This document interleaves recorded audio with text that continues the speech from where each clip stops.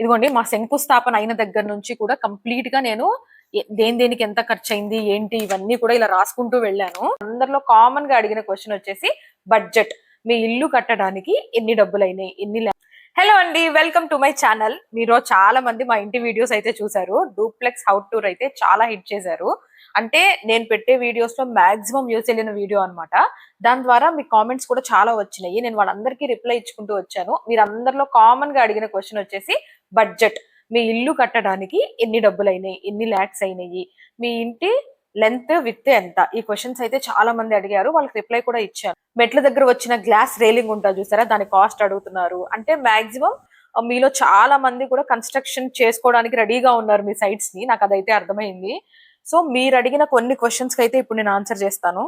బోల్డ్ అన్ని కామెంట్స్ వచ్చినాయి. ఈ కమెంట్స్ అన్నిటికీ ఆన్సర్ చేసే ముందు నేనైతే ఒకటి చెప్పాలనుకుంటున్నాను. ఇల్లు కట్టడం అనేది అంత చిన్న పని అయితే కాదు, చాలా చాలా బాధ్యతతో కూడిన పని అనమాట. చాలా మంది అంటారు కదా, ఇల్లు కట్టి చూడు, పెళ్లి చేసి చూడు అని చెప్పి.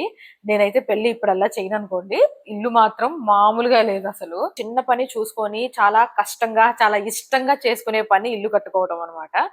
అందరూ అనుకుంటారు కదా, మాకంటూ ఒక సొంత ఇల్లు ఉండాలి, ఒక చిన్న ఇల్లు అయినా పర్లేదు, ఒక చిన్న గది అయినా పర్లేదు, మాకంటూ ఒక సొంత ఇల్లు ఉండాలని అందరూ అనుకుంటారు కదా. అట్లాంటి దాంట్లో నేను కూడా ఒక దాన్ని అనమాట. సో మాకున్న ఒక చిన్న ప్లాట్ లో మేము ఇంత మంచి ఇంటిని అయితే కట్టుకోగలిగాము. సో ఫస్ట్ నేను మా ప్లాట్ దగ్గర నుంచి అయితే చెప్తాను. ఈ ప్లాట్ అయితే అంటే ఈ స్థలం మేము తీసుకొని 3 years అయింది. ఇప్పటికి 2 years తర్వాత మేము కన్స్ట్రక్షన్ స్టార్ట్ చేసాము. 2 years ముందే తీసుకున్నాము. ఇక్కడ వచ్చేసి గజం వచ్చేసి మాకు అప్పుడు 35,000 అనుకుంటా, అప్రాక్స్ గా తెలియదు కానీ 35. ఇది వచ్చేసి 24, విత్ వచ్చేసి 40 అనమాట. సో అలాగా ఉంది. డబల్ బెడ్రూమ్స్ అయితే పడతాయి కానీ కొంచెం చిన్న చిన్నగా రూమ్స్ వస్తాయి అన్న ఒపీనియన్ తో లేదు డూప్లెక్స్ కి వెళ్దామని చెప్పి ఫిక్స్ అయ్యాము. ఎంతసేపు మేము ఉన్న దాంట్లోనే కట్టుకోవాలి, ఎందుకంటే మేము ఫస్ట్ ఇష్టంగా తీసుకున్న ప్లాట్ అనమాట ఇది.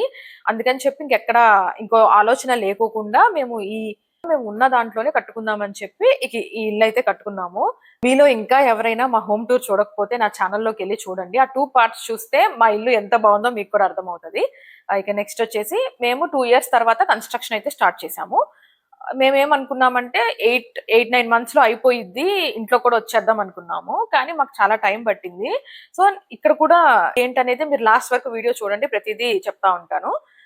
ఇంకా కన్స్ట్రక్షన్ స్టార్ట్ చేసిన తర్వాత ప్రతి చిన్నది చూసుకోవాలి. ఫస్ట్ ఏమనుకున్నామంటే టోటల్ గా కాంట్రాక్ట్ కి ఇచ్చేద్దాం అనుకున్నాం. ఆప్షన్ అనేది కాంట్రాక్ట్ ఇవ్వకుండానే అయిపోయింది. అది ఏంటో అలా అయిపోయింది. ఇద్దాం అనుకున్నాం కానీ మళ్ళీ మా దగ్గర రెగ్యులర్ గా అంటే డే బై డే పేమెంట్స్ అయితే ఇచ్చేసాము. అలా ఇచ్చేస్తూ వచ్చాము. ఇంటీరియర్ కి సంబంధించిన వర్క్ అంతా కాంట్రాక్ట్ అయితే ఇచ్చేసాము.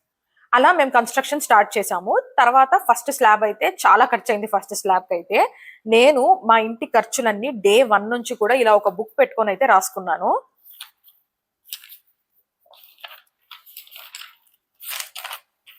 ఇదిగోండి మా శంకుస్థాపన అయిన దగ్గర నుంచి కూడా కంప్లీట్ గా నేను దేనికి ఎంత ఖర్చు అయింది ఏంటి ఇవన్నీ కూడా ఇలా రాసుకుంటూ వెళ్ళాను. మెయిన్ గా మనకు అయ్యే ఖర్చు వచ్చేసి ఫస్టే మనకు వచ్చేసి మున్సిపాలిటీ ప్లాన్ చలానా ఒకటి, తాపీ పనికి అయితే మాత్రం మనం లాస్ట్ దాకా అంటే ఇంటీరియర్ స్టార్ట్ అవ్వక ముందు దాకా వాళ్ళకి ఇస్తూనే ఉండాలి. ఇది ఎలా అంటే ఒక బడ్జెట్ లో చెప్పడానికి అయితే కుదరదు. ఒక హౌస్ లెంత్ విత్ అలాగే మన స్థలం మనం చేయించుకున్న ఇంటి ప్లాన్ ని బట్టే మనకు అన్ని ఉంటాయి. ఇప్పుడు నాది ఇంత అని చెప్తే మీది అంతే అవ్వాల్సిన పని ఉండదు. మీరు అంటే ఈ బడ్జెట్ లో నేను ఇలా వెళ్ళాను, మీ బడ్జెట్ ని బట్టి మీరు వెళ్ళాలన్నమాట. ఇప్పుడు నాది టోటల్ గా ఎంత అయింది ఏంటని నేను మీకు చెప్పినా సరే మీది కంప్లీట్ గా అలా అవ్వాలని ఉండదు. ఇంక కంకర, ఇనుము, ఇసుక ఇవి కొంటూ వెళ్ళి మనం 3 slabs అన్ని కంప్లీట్ చేయాలి. ఇంకా అక్కడతో మనకి ఒక 50% పని స్లాబులతోనే అయిపోయింది. నెక్స్ట్ గోడలే ముందు ఈజీగా కట్టేస్తారు. అదంతా అయిన తర్వాత మనం ఇంటీరియర్ కి ఇస్తే కంప్లీట్ గా ఇల్లంతా మనకి హ్యాండ్ ఓవర్ చేస్తారు. సో మేము అక్కడ దాకా కాంట్రాక్ట్ ఇవ్వకోకుండా ఇంటీరియర్ వాడికి కాంట్రాక్ట్ ఇచ్చాము. కాంట్రాక్ట్ ఇచ్చిన తర్వాత మాకు ఏమైందంటే కిచెన్ వచ్చేసి కొంచెం వాస్తు ప్రకారం కట్టలేదని చెప్పారు. సో అప్పుడు ఒక 10-15 days వేస్ట్ అయింది. మొత్తం పగలు కొట్టేసి మళ్ళీ కట్టారనమాట.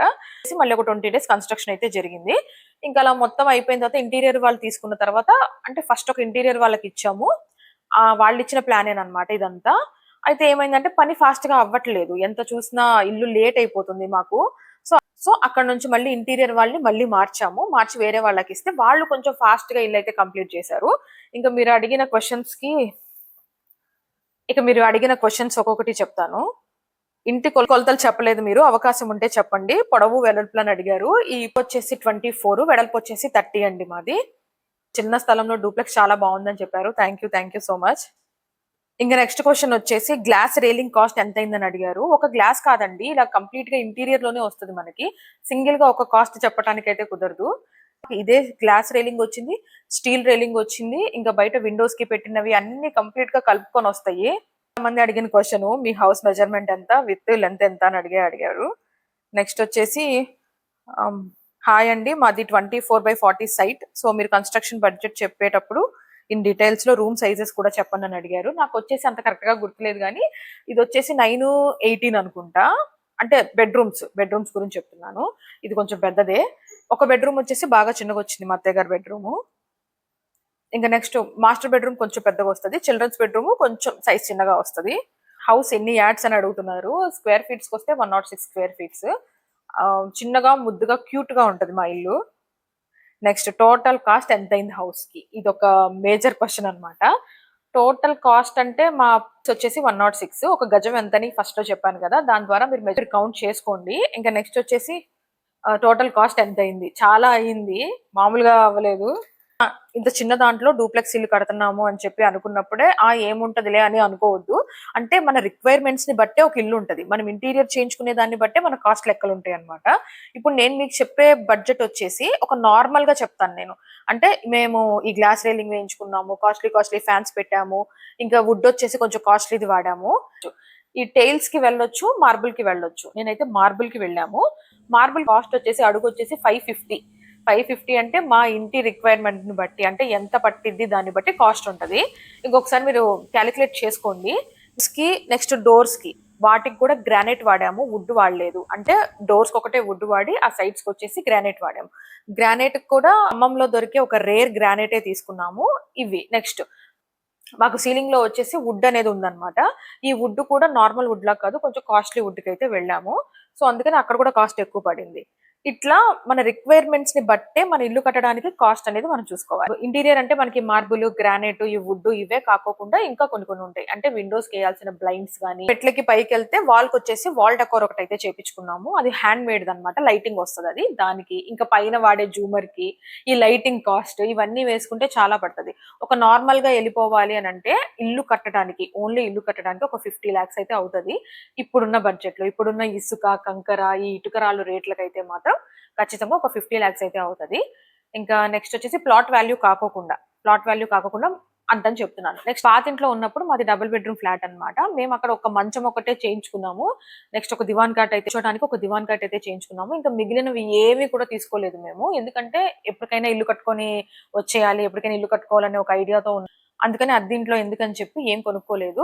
ఫస్ట్ నుంచే ఒక ప్రీ ప్లానెడ్ గా వచ్చామన్నమాట. చేసిన వర్కర్స్ తోనే, అంటే ఇంటీరియర్ వర్క్ చేసిన వర్కర్స్ తోనే మా డైనింగ్ టేబుల్ గానీ, సోఫా సెట్లు గానీ, మంచాలు గానీ చేయించారు. అందుకని కొంచెం ఎక్స్ట్రా టైం పట్టింది. దగ్గరుండి గట్టిగా చేయించుకున్నాము. ఎన్ని ఇయర్స్ అయినా పాడవకూడదు, చక్కగా ఉండాలనే ఒకే ఒక ఒపీనియన్ తో అప్పటి నుంచి చాలా ఆలోచించి ప్రతి స్టెప్ తీసుకున్నాం. నెక్స్ట్ వచ్చేసి మోటార్ గురించి అయితే అడిగారు. మాదైతే సబ్మెరైన్ మోటార్ అంటారు కదా, అంటే మనకి భూమిలో ఉంటుంది. మోటార్ మొత్తం భూమిలోకి వెళ్ళిపోతుంది, బయట ఏది కనిపించదు అనమాట. అంటే కొట్టుడు పంపులు అలా ఏమీ ఉండదు. మోటార్ అనేది భూమిలో ఉంటుంది, భూమిలో నుంచే వాటర్ వస్తాయి అనమాట మనకి. నెక్స్ట్ పైకి వెళ్ళిన తర్వాత పైన ఒక మోటార్ ఉంటుంది, అంటే ట్యాంకీ దగ్గర ఒక మోటార్ ఉంటుంది.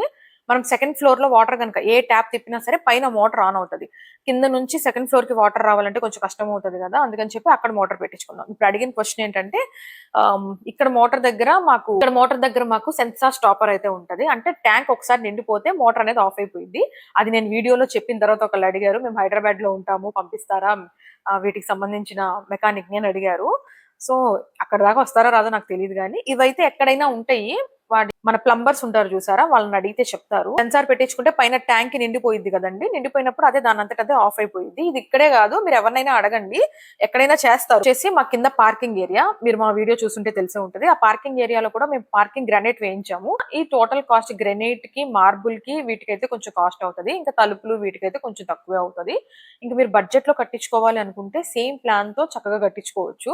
ఇల్లు కట్టించుకోవటమే కాదు, దాన్ని మెయింటైన్ చేయడంలో కూడా చాలా ఉంటుంది మనకి.